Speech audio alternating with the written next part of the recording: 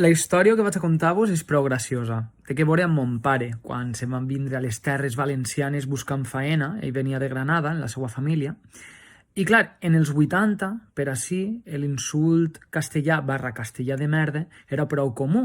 Ho segueix sent a dia d'avui, però ha perdut una miqueta de força. Bé, allí me'n recorde que mon pare em contava que un dels primers dies estaven de festa per allà, coneixent a la gent del poble i de més, i uno li amolla: tu eres un castellà roí i tot el que no siga valencià és morralla.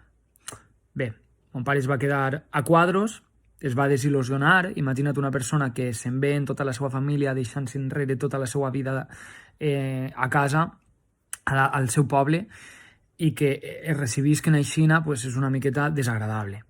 Van passar els anys i els anys i els anys i a dia d'avui aquesta persona que li va dir això a mon pare està vivint en República Dominicana i és casat en una dona negra. O sigui que la vida dona moltes voltes i no pots emplear l'insult castellà com una connotació negativa, perquè al final, sense els castellans perquè castellans són els de Castella, sense castellans la llengua no pot sobreviure. Si nosaltres no parlem, si nosaltres no som educats amb ells no voldran aprendre la nostra llengua, i si nosaltres volem que aprenguin la nostra llengua per a que no muiga, hem d'intentar deixar l'insult castellà o castellà roí o castellà de merda enrere.